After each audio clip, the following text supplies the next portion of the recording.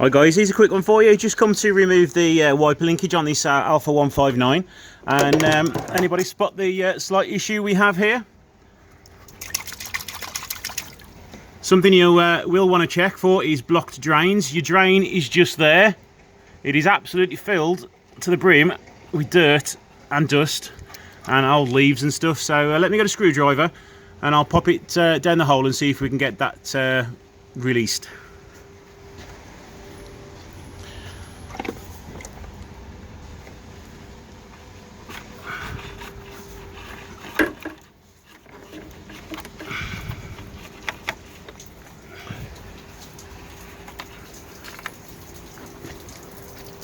There we go, water's coming out nicely now underneath the wheel arch, and that should start to drain out now.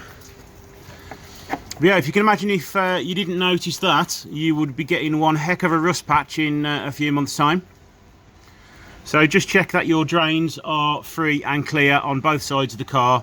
This is a scrapper, so it doesn't matter too much what happens to it. There is also another drain over that side there.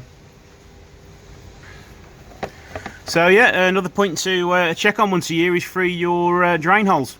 Thanks for watching, please like and subscribe, and I'll see you in the next video.